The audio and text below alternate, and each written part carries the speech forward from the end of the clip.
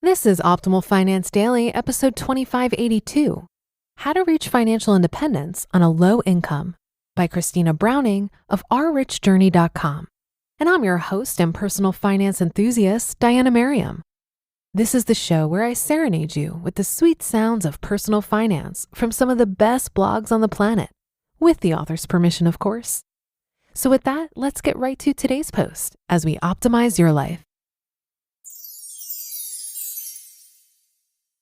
How to Reach Financial Independence on a Low Income by Christina Browning of ourrichjourney.com. One question we get a lot is, how do I save money for financial independence when I don't have much money? People often think that you need to be on a six-figure income while saving 70% of it to reach financial independence and retire early.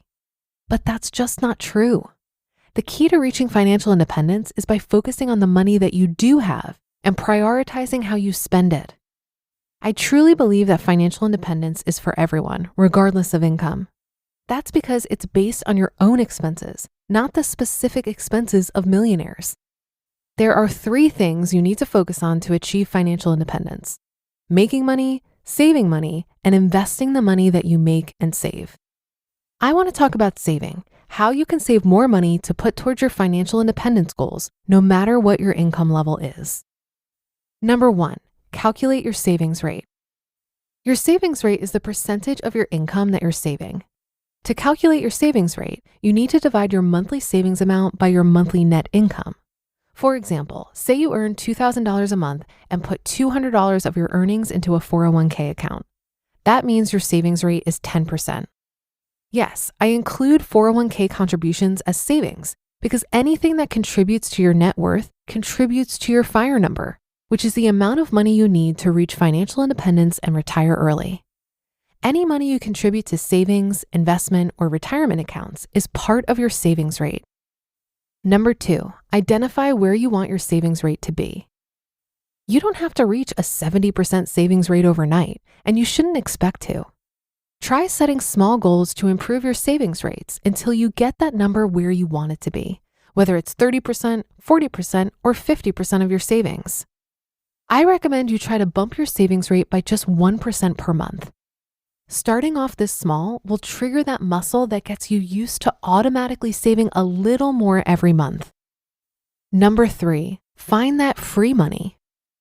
There is a lot of free money flying around out there. You just need to find it. In particular, I'm talking about programs and services that are offering financial help to people on lower incomes.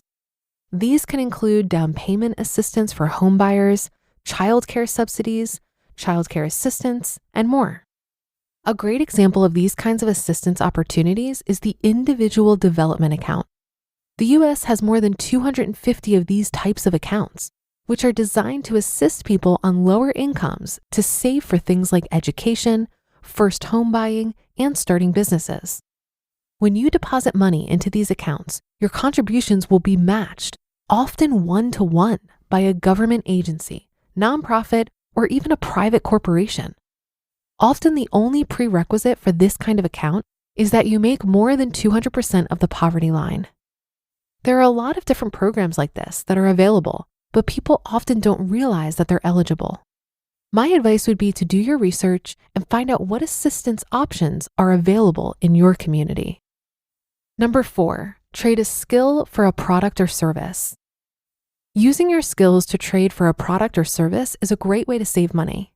You can use skills like website design, graphic design, social media marketing, or anything else you can think of in exchange for a reduced cost or free service. For example, Aman and I have both offered our services to our daughter's sports teams. Aman volunteered as a basketball coach, and I volunteered as a swim coach. And in return, we saved a lot on our kids' sports fees. You'll have to think a bit out of the box for this one, but if you're looking for opportunities to exchange your skills, you're sure to find something. Number five, stop paying for convenience. A lot of people who tell me they can't afford to achieve financial independence are often spending money on conveniences. Conveniences are things that you spend extra cash on as a matter of inconvenience. For example, overspending on food because you haven't planned your meals, and then it becomes more convenient to eat out. Consistently paying for convenience will seriously reduce your ability to save enough for financial independence. By exercising foresight and planning more carefully, you can save a lot more in the long run. Number 6, make YouTube your best friend. You can learn so much from YouTube. It truly is a great money-saving resource. You should be learning how to DIY everything via YouTube so you don't have to pay someone else to do it. Home repairs and renovations, car maintenance, managing your personal finances. So many things you pay other people to do, you can actually do yourself with the right amount of research. Number 7, use cash instead of credit cards. Using cash is a far better way to gauge how you're spending money because you see the money depleting before your eyes, compared to a credit card where you don't see proof of your expenditures until you check your statement. Paying with cash will often change the mentality you have when it comes to spending because you see the money dwindling in front of you. It encourages you to spend less and be more intentional about how you spend. It's a simple but effective way to lower your costs. Number 8, invest your tax returns. This may sound counterintuitive, and a lot of people love getting a hefty tax return at the end of the tax year. But the truth is that when you have a huge tax return, it means you're loaning the government more money that you could have in an investment account that's actually making you more money. Getting a big tax return is not as great as it seems. The other problem with big tax returns is that most people spend it like it's a bonus. So if someone gets a $2,000 tax return, they might go and spend it all in one go. They see it as free money when it's actually your money that you worked for and it should be invested. If you want to solve the problem altogether, you can change your tax withholdings so you don't get such a hefty tax return at the end of the year. And number 9, organize and minimize things in your life. It's that simple. Organize your home and minimize the number of things you own.